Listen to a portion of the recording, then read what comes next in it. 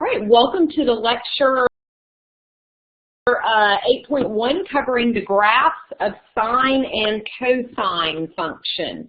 So in chapter 7, we studied all about these functions and got to know them, and now we're going to get to know them visually speaking. Okay, so let's just start out with the graph of good old sine. Nothing crazy done here, and I even have a little unit circle there with its points so that we can fill out this XY table quickly.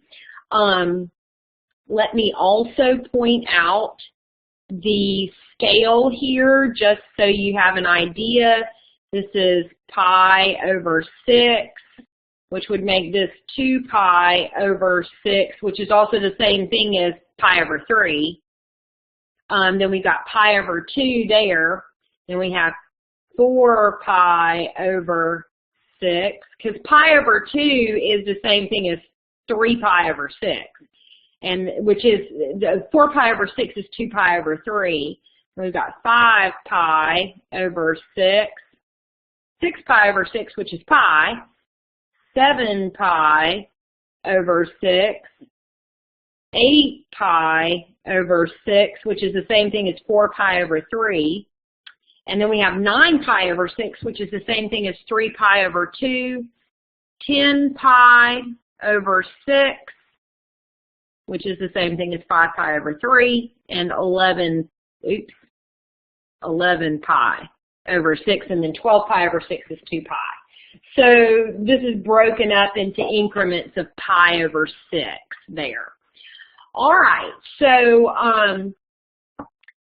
let's choose some values to plug in for x. And it'd probably be nice to choose the ones that we already know are on the unit circle.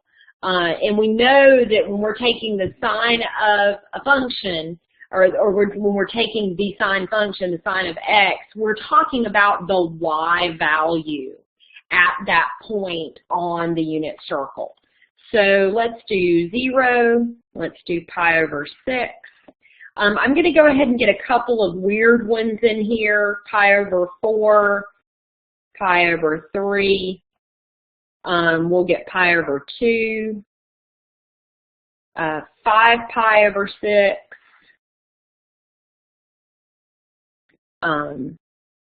pi, 7 pi over 6, and you'll see why I chose these later ones in a moment. 3 pi over 2, which is 9 pi over 6, 11 pi over 6, and then 2 pi. Sorry, I ran out of spaces there. Okay, so at the sine of 0, we are looking at this right here. Sine of a 0 angle, the sine is the y value, so that value is just 0. Pi over 6, that value is 1/2. Pi over 4 is square root of 2 over 2, which is not a fun thing to graph. But I'm putting it up here just so that you understand where we're getting these values from. Once we get past pi over 2, then we've chosen increments that are all nice and neat here, as you can see. Y'all see what I'm pointing out here? How I moved around the circle and chose values that are neater than square root of 2 over 2. Pi over 3 is also not fun, square root of 3 over 2. Pi over 2 is 1. 5 pi over 6 is 1/2. Sine of pi is 0. 7 pi over 6 is negative 1/2. I'm dipping down into the bottom of the circle now. 3 pi over 2 is negative 1. 11 pi over 6 is negative 1/2. And 2 pi is 0. Okay, let me stop there and just say if you understood where I got all those values from, just give me a green check. Just want to make sure everybody's with me before I start putting this on the graph. Okay, math, okay. Trevor, you have a question?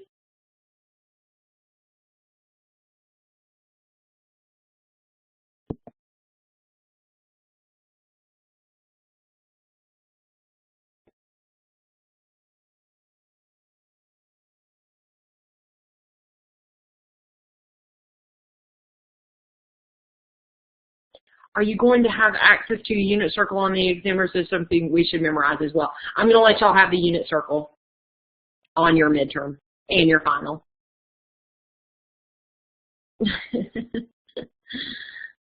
Okay, Nicole, I see you're typing. Trevor, I see you're typing. Yes, you're welcome. No problem. You're welcome. All right, let's go ahead and get this onto the graph.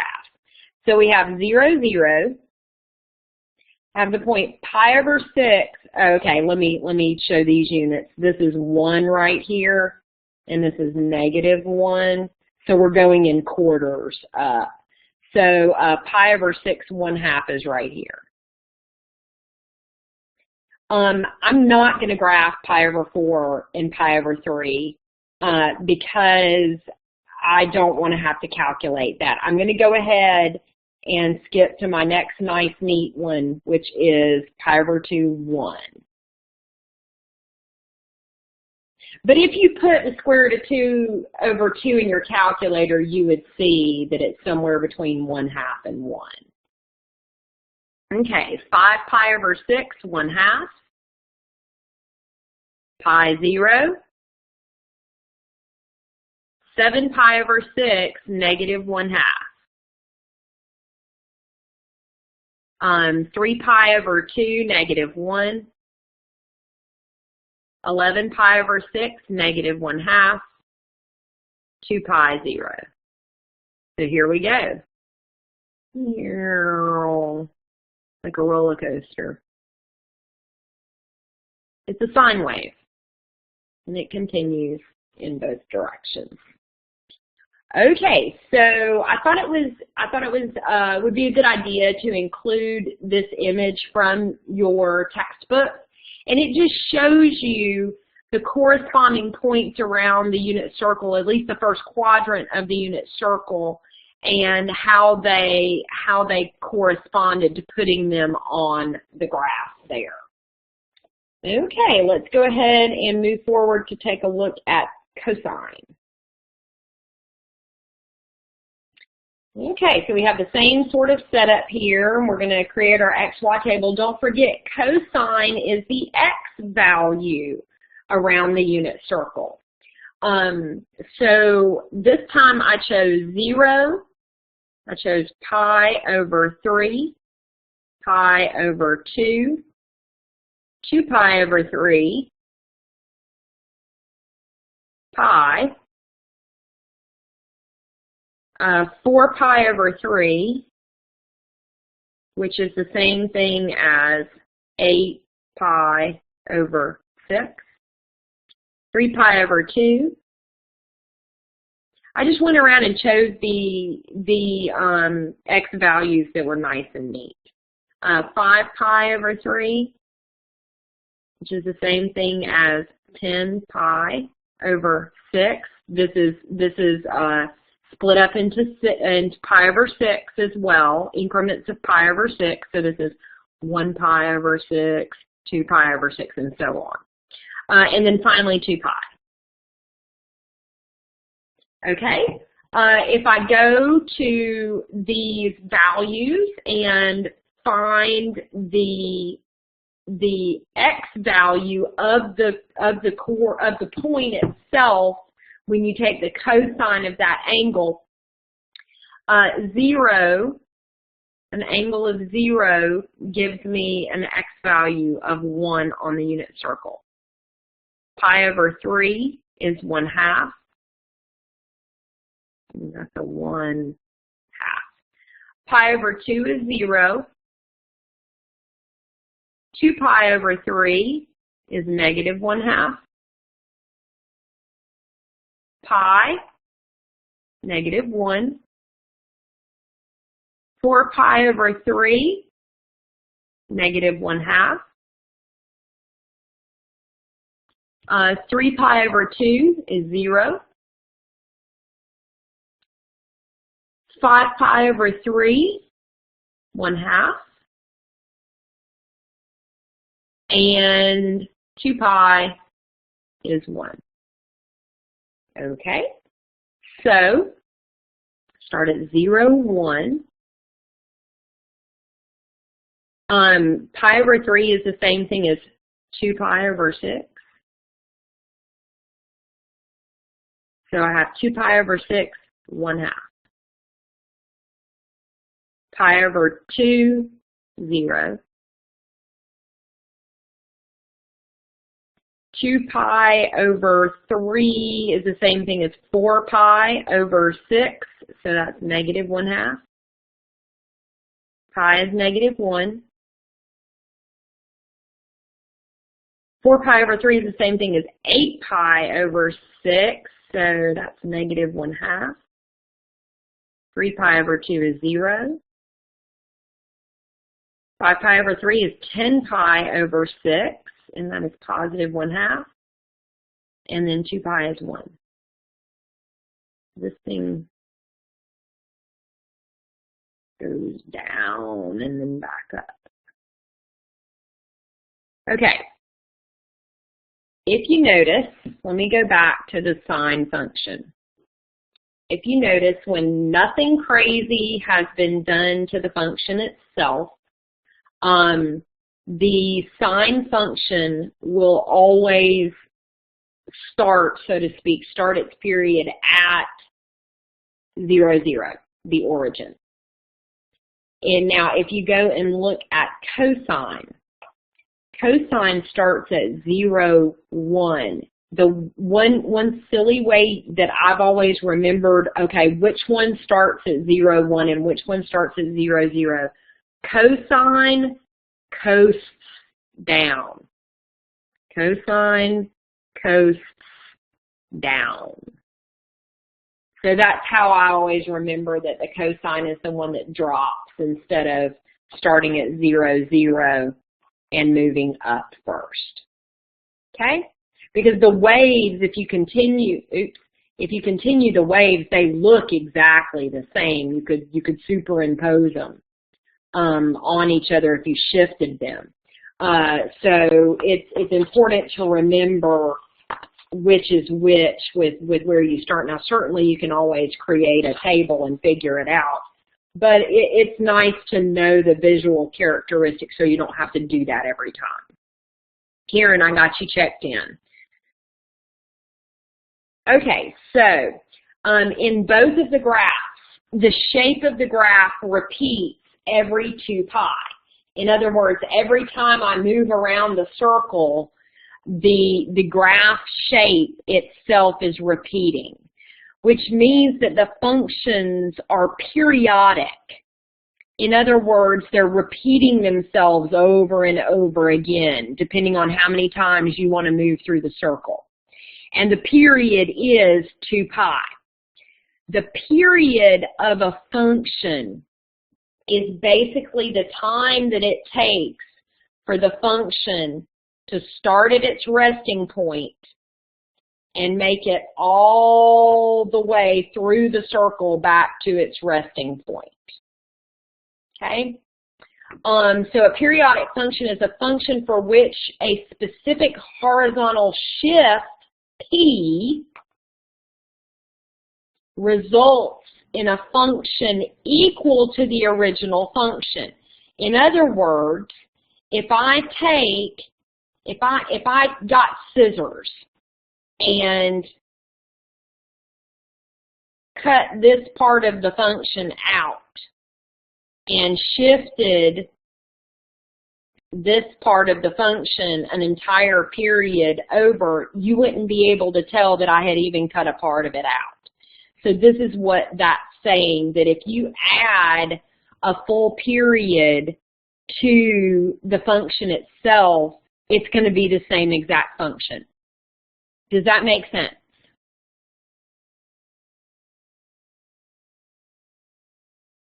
Okay, just give me a green check if that makes sense. Kind of. Let me see if I can find an animation online. I've seen one in the past. This might help you wrap your brain around it.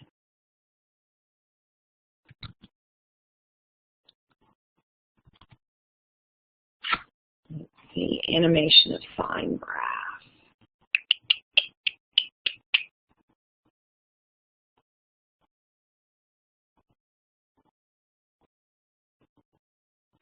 Okay, this isn't the one I've seen.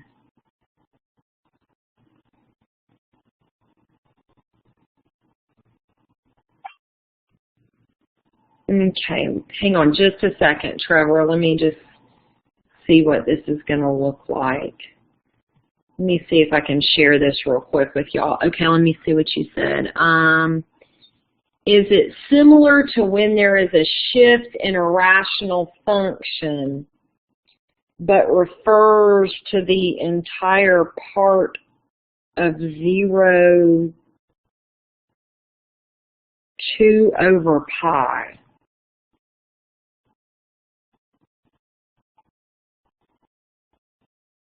I'm thoroughly confused. It's like it's like if you, let me see if I can do this. I think I can. Let's see if this will let me. Okay, I've got it. Let's see. Let me do this. Okay, I'm going to take a picture. Okay, because the shift is, or I'm sorry, because the period is 2 pi, let me make this just as big. So all I did was just took a picture of that part right there. If I shift an entire period, which is 2 pi, you won't be able to tell the difference because this thing continues to go on and on and on. So it's the same function if I shift it an entire period, because on the other side of this thing continues like this. Did that help, Trevor? Okay, cool. I'm glad we cleared that up for you. Cool. All right.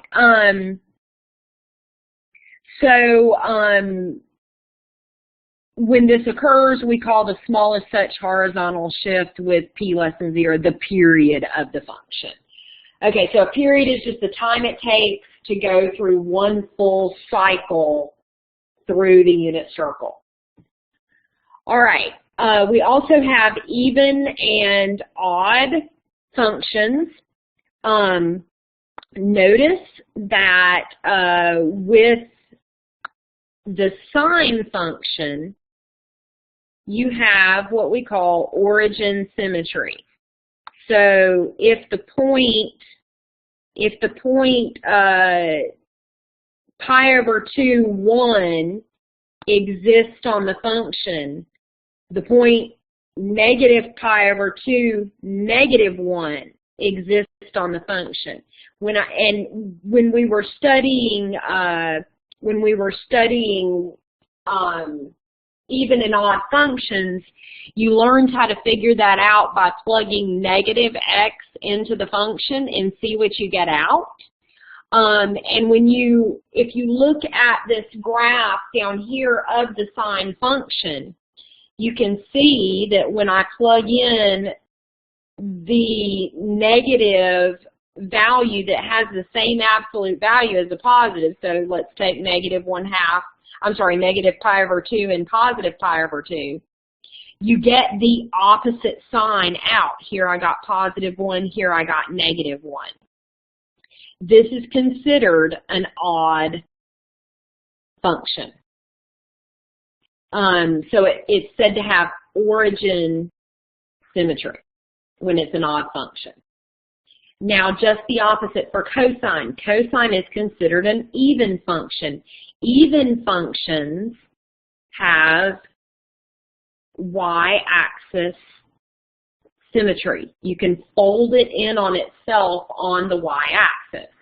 Algebraically speaking, when you plug in the negative value that corresponds with the same absolute value as positive x, you get the same thing out. So here, for example, if I plug in negative pi, I get negative 1 out. If I plug in positive pi, I get negative 1 out. So it doesn't matter if you plug in the positive or the negative of that, you're going to get the same output value there. So that is considered an even function. Y'all following? Okay, Jeremy, okay, there we go. All right, good deal. Okay, so let's just look at these general notes about sine and cosine functions. They're both periodic, which means they repeat themselves over and over again. You can move through that unit circle as many times as you want to. And they both have a period of 2 pi. The domain of each function is negative infinity to positive infinity. Remember, we already said it keeps on going because it doesn't matter how many times you move through the circle, and it doesn't matter if you're moving through the circle backwards. It's going to create the same pattern. The range, well, we know that since the unit circle is what's giving us our output, that only goes from -1 to +1. And then we talked about the even and oddness. The graph of sine of x is symmetric about the origin because it's an odd function. Graph of cosine, remember cosine goes down, is symmetric about the y-axis because it's an even function.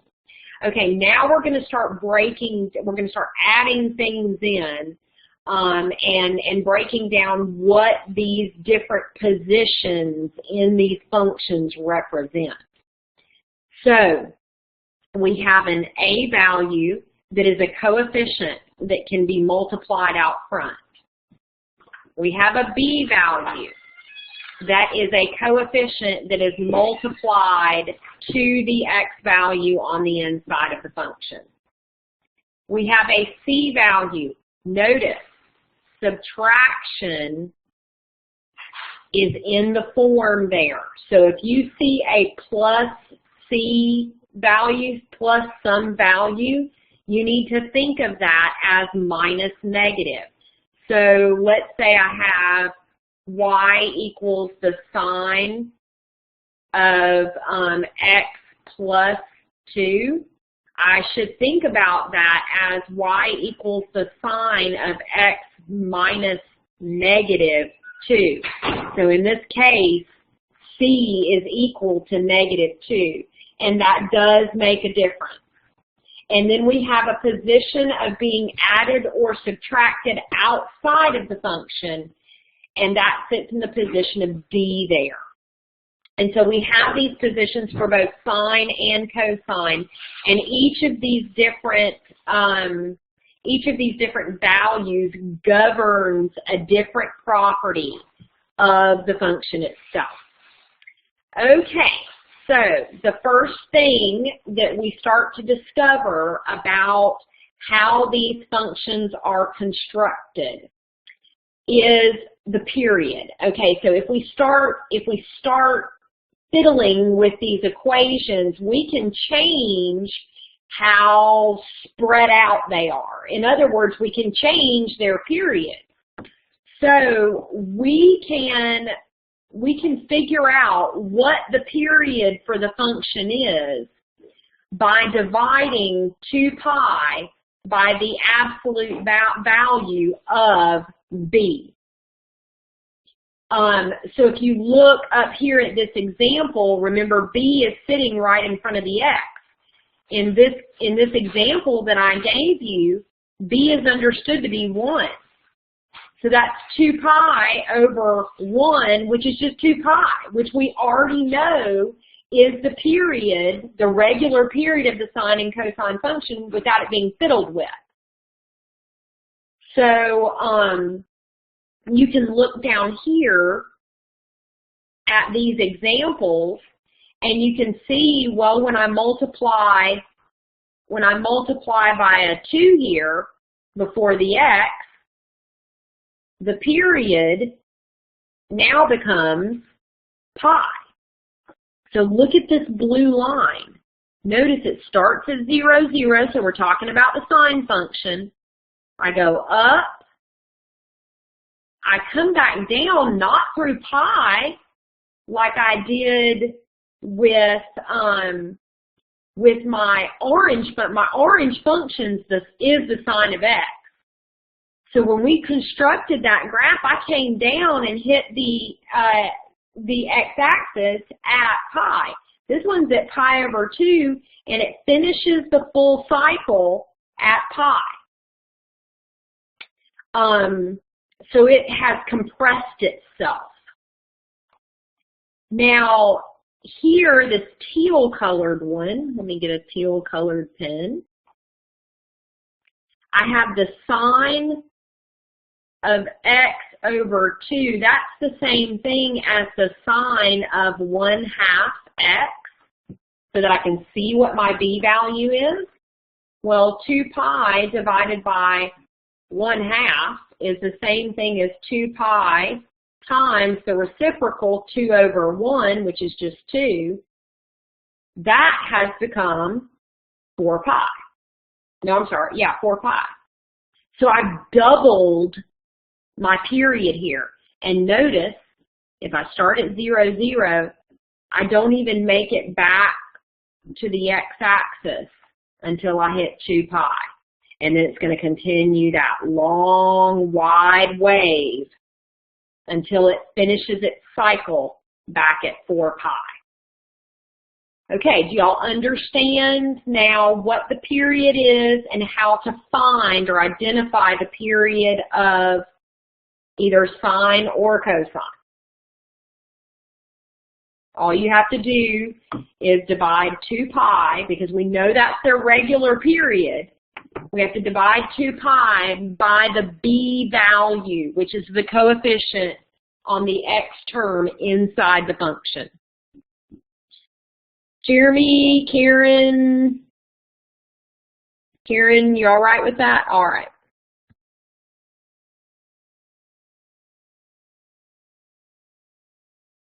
Okay, so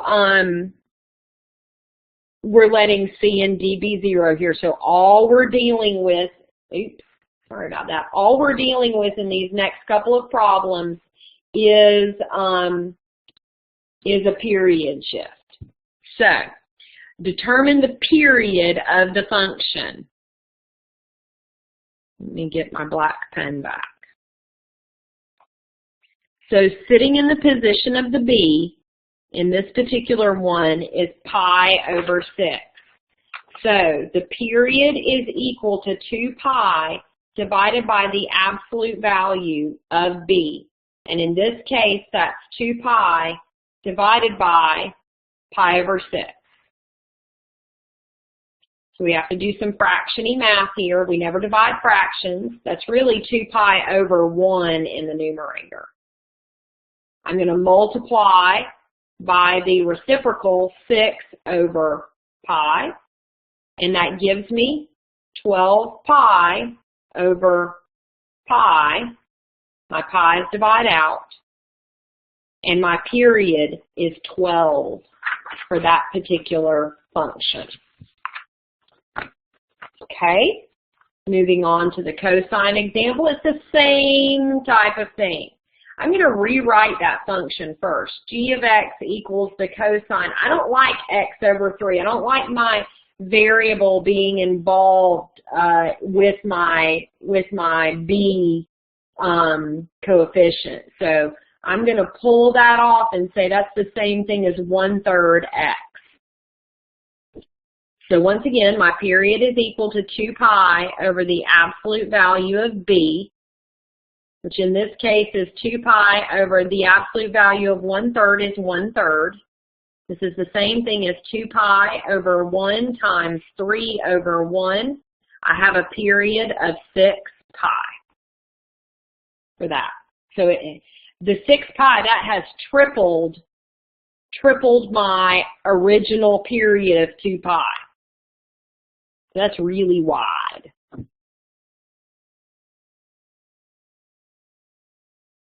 Okay, now we move on to the next characteristic of amplitude. Okay, so that is represented by the variable a. So we're talking about the coefficient that multiplies out front. And that is called the amplitude, or that's representative of what the amplitude is. And the amplitude is the greatest distance from rest, or that midline that it seems to be balanced vertically across. So we already know that as stretch factor. So the absolute value of A gives us the amplitude. The local maxima will be, okay, so local maxima, this is old vocabulary coming back, that's a local high point.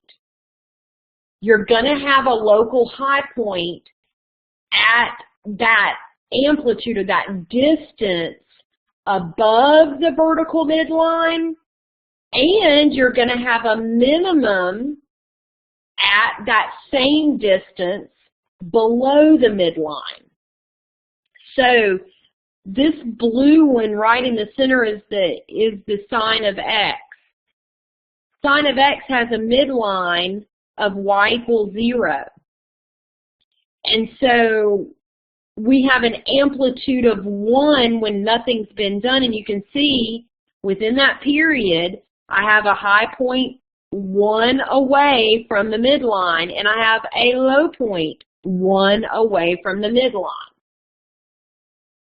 And so if we continued and looked at each of these, we'll look at the greatest amplitude. This is 4 sine of x in red. I have the same midline because I haven't shifted vertically. We'll talk about that in a minute. But notice 4 from the midline, I have a high point, and 4 from the midline, I have a low point on that graph. So that's what amplitude is. It tells you how far away your highs and your lows are from the midline. So, what is the amplitude of this function down here? The function is f of x equals -4 sine of x. My amplitude is equal to the absolute value of A. So in this case, that's the absolute value of -4, so I have an amplitude of 4. So notice it's got the same amplitude as +4 sine x. The negative is just going to flip it over the x-axis. So the difference in, let me get a different color. The difference in this function and my red one in the picture up here, I'm still going to have an amplitude of 4, but instead of going up first, the sine function is going to drop down. And I'm going to have a low point first, and then I'm going to come back up, and I'm going to have a high point at 4. Okay? And this next one, I have f of x is equal to, oh, by the way, this is stretched. You can tell it's nice and tall and skinny. It told us to say if it's stretched or compressed vertically. Okay, f of x equals 1/2 the sine of x And my amplitude is the absolute value of A, which is the absolute value of 1/2, which is just 1/2. And you can guess that if I had a little sine wave creeping through there with an amplitude of 1/2, it's going to look something like this. It's going to be half the amount of my regular sine wave. So that is compressed vertically. Okay, green check if you're good so far.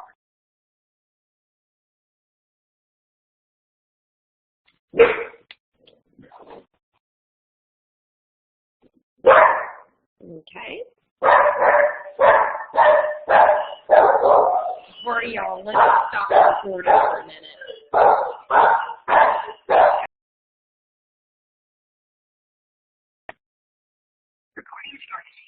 Okay, so the next property that that we run across is called the phase shift. Ooh, I've got my pink pen, hang on.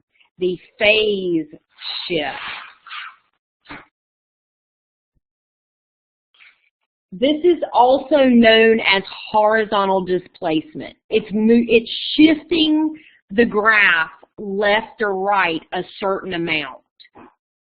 And we can determine this phase shift by dividing the C value right here by the B value that we used to get our period a moment ago. So if C is greater than 0, then the graph is going to shift to the right. If C is less than 0, obviously the graph's going to shift left. But don't forget, minus is in the form. So if you see x minus 2, then that's actually going to go right, because just in the position of C is 2. If you see x plus 2, that's going to move left, because it's that minus negative 2. The greater the value of C, the more the graph is shifted, obviously. The figure below shows that the graph of f of x equals sine of x minus pi shifts to the right by pi units, which is more than we see in the graph of sine of x minus pi over 4, so that's 1/4 of pi. That only shifts pi over 4 units to the right. So the orange one, okay, first the dark blue is just good old sine of x. You can see the slight, just the pi over 4 shift of the orange function. And you can see a full shift of pi with the green function there, or the aqua colored function. So that's phase shift. It's shifting it left and right. And then finally, this is the easy characteristic to know. The midline of your wave is it's the vertical shift. Remember? The midline, when we haven't changed, when we haven't shifted vertically, starts at 0, or y equals 0. And then if I move that midline up, it's going to shift everything up. I can shift up or I can shift down. So that happens with the d value that is added or subtracted on the outside. You can see this comparison here between sine of x and sine of x plus 2. It shifted that entire midline up 2 units there. Okay, so are we clear on phase shift, and are we clear on midline?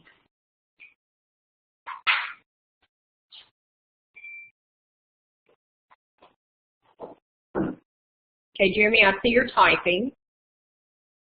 Okay.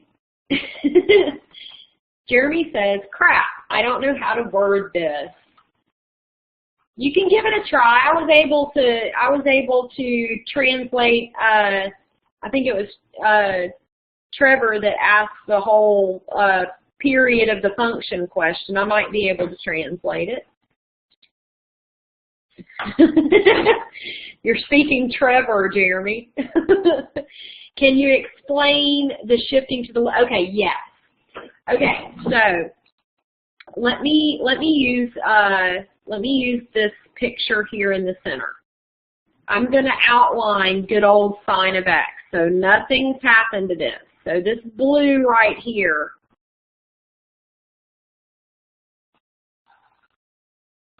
is just y equals the sine of x. And if you notice, I hit the x-axis, or my x-intercepts are at 0, they're at pi, and they're at 2 pi. So there's our full period of sine of x. Let's take a look, because it's a little easier to see the actual intercepts. They're labeled better with this one. Let's take a look at sine of x minus pi. What this does is it says I've shifted all of my points. My entire wave has shifted pi to the right. It's to the right because pi is positive there. So, if, let's just pretend this is my starting point with my regular sine function. If I've shifted to the right pi, my new starting point is right there at pi. And you can see it now follows the same pattern. I go up, and then I come back down, pi later, which is at 2 pi now. And I don't finish that period until 3 pi. Did that help?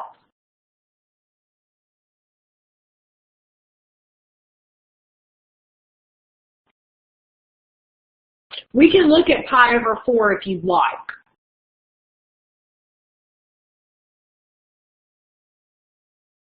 Yeah. Yeah, that's exactly what it is. Well, yeah, and that minus pi is on the inside of the function for it to shift to the right. Yes, it would have shifted left if it had been plus pi. Let me draw that in there. Let's say we have y equals the sine of x plus pi. Well, we have to remember that's the same thing as the sine of x minus negative pi, because remember, minus is in the form. So my starting point is actually going to be, instead of at 0, it's going to be at negative pi. I go up, just like I do with the regular one, and I actually finish right there. So I've shifted that whole period to the left pi. You good now, Jeremy? Sweet.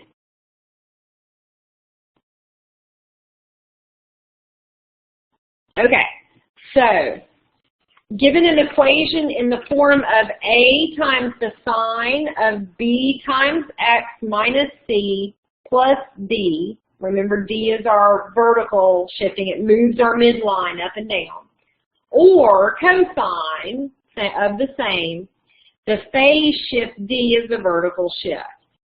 Okay, so we're asked in this first example here, I said determine the phase shift for this particular function. So I'm just going to rewrite the function so it's a little easier to see. F of x equals 3 times the cosine of x minus pi over 2. Just for the record, my amplitude is 3. That means that that cosine function, it's going to have a high point at positive 3, and it's going to have a low point at negative 3, because I haven't shifted my midline at all. Okay? My b value is understood to be 1. Let me get a different color. It's understood to be 1 there. So remember, you get your period from doing 2 pi, dividing 2 pi by the absolute value of b. So the period doesn't change. I haven't squished it together or pulled it apart. It's still got that 2 pi period. And then my phase shift is located right here. I've got minus that's sitting there. So my phase shift goes pi over 2 to the right. So with cosine, remember, real quick remembering here, this is 1. Remember I cos down like that first. And so instead of that thing starting at 0, 1, it's going to start at pi, wherever pi over 2 is here. Let me look back at my original cosine function so I can at least be somewhat accurate with my hand-drawn graph here. Okay, so the original function, it has an x-intercept at pi over 2. So this function, and now I'm not including the fact that we've got an amplitude of 3. I'm just saying if this had just been cosine of x minus pi over 2. I would actually start that coasting down here, and it's going to go through at pi instead of pi over 2. Okay, did that help even more about visualizing the phase shift?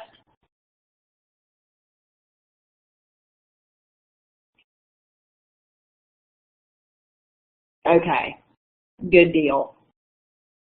So pi over 2 and right is the direction and the oh yes, I'm sorry. The magnitude is how much? So that's pi over 2. Direction obviously to the right because just sitting in the position of C is positive pi over 2. Okay, Jeremy, I see you're typing something. Okay, got it. Will the amplitude also be? Yes, it will.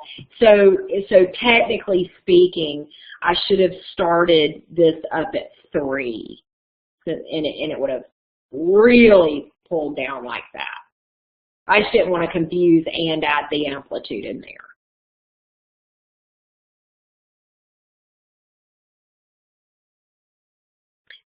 And Jeremy, I see you're typing. So would you start at 3? And yeah. Yes, for regular, without a phase shift, yeah, it would start at 3, and then it coasts down and go through pi over 2, and it's going to go all the way down to -3, and not come back up until it's going to hit the x-axis at 3 pi over 2, and then it's going to go up and end at 2 pi. At the top again, because remember the cycle goes down and then comes back up. This is a really messy drawing, sorry. Not that I'm a great drawer when I try not to be messy, but it's extra messy. I'm going to make some room there for our next problem. Okay, so the next one asks us,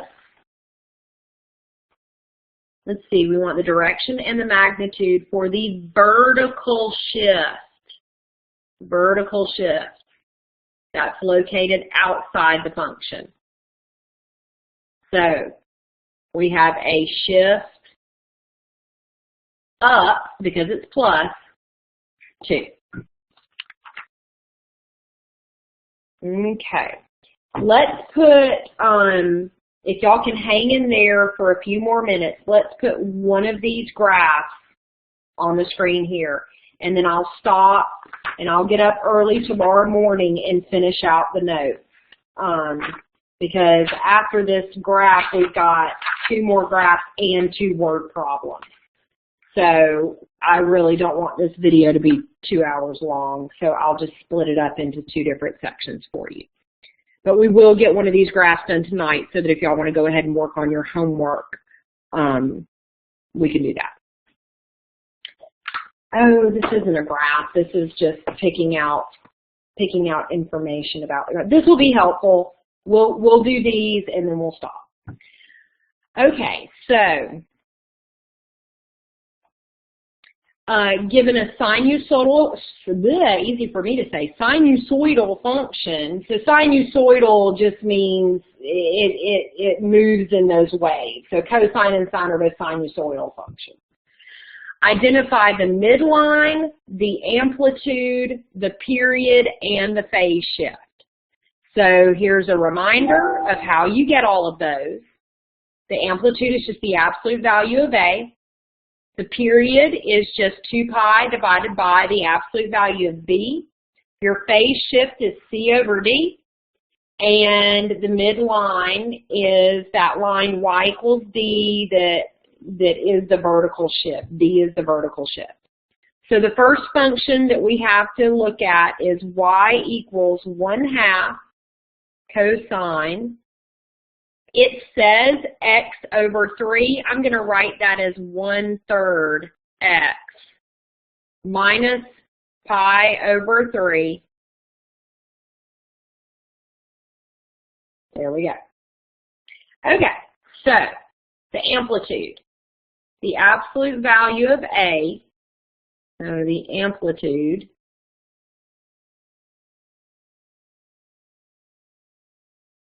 is the absolute value of A, which in this case is the absolute value of 1/2, so it is 1/2.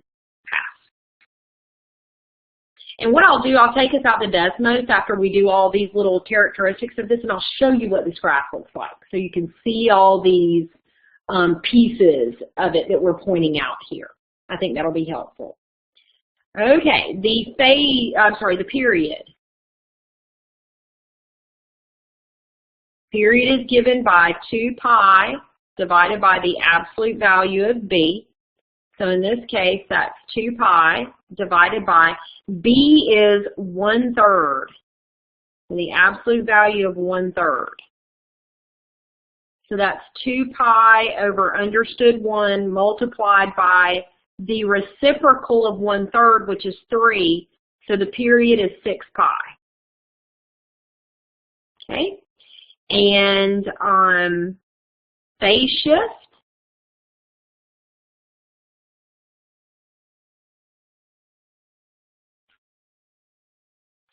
Phase shift is given by C over B.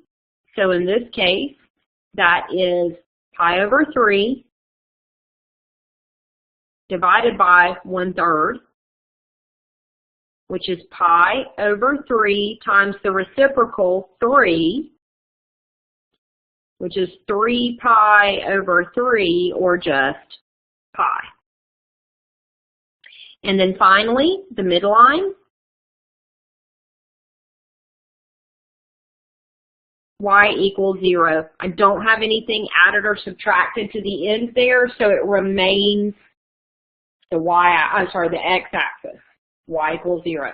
Let me go ahead and take you out to Desmos and show you what that graph looks like. Let me open up Desmos in my browser here real quick, and then I'll bring y'all out to take a look.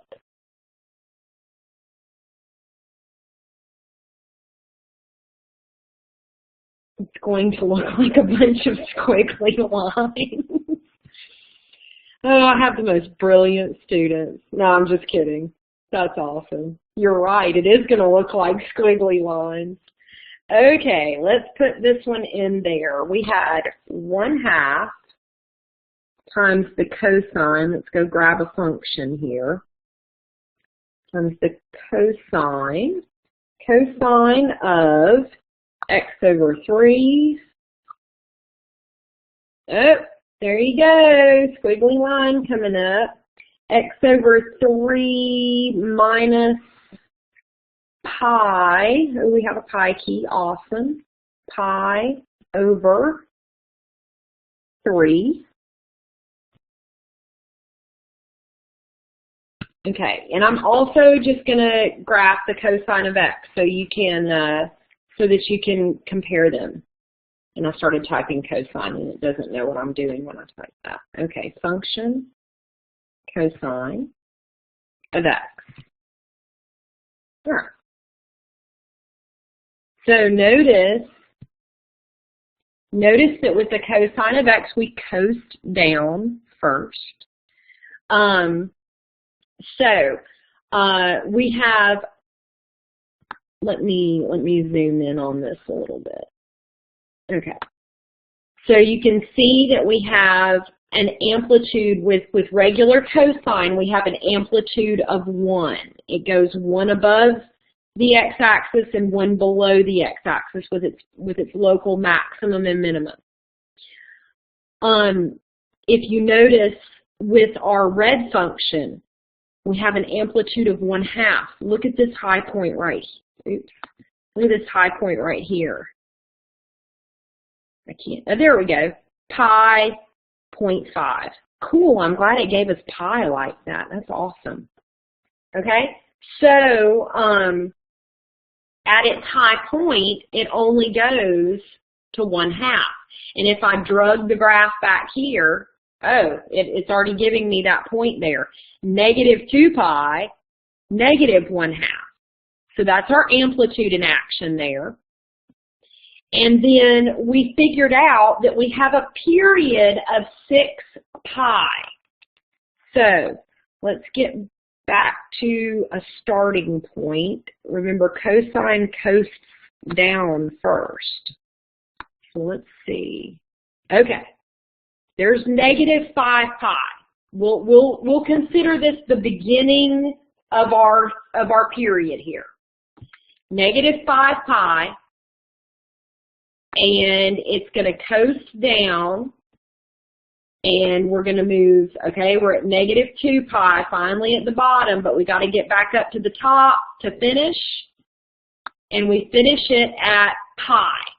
So if you think about the difference between -5 pi and +1 pi, that shows us that we have a period of 6 pi. We had to move through 5 of the negative pi's and then 1 of the positive to complete the cycle. All right, and what else did we identify? Oh, the midline. The midline is the same for both of these. We had no vertical shifting here, so our midline is just the x-axis. Okay, how is that for everybody? I'm going to come back to the whiteboard. Okay.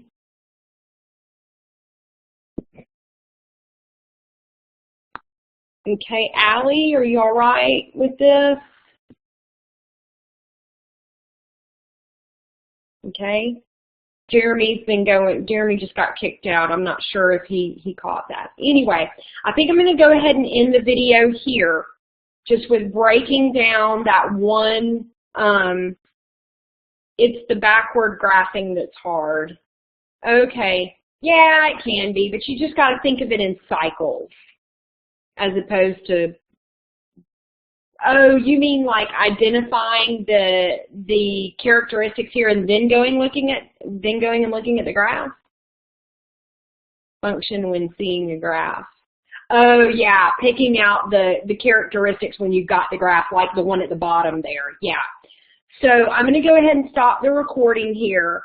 Let me go ahead and do that.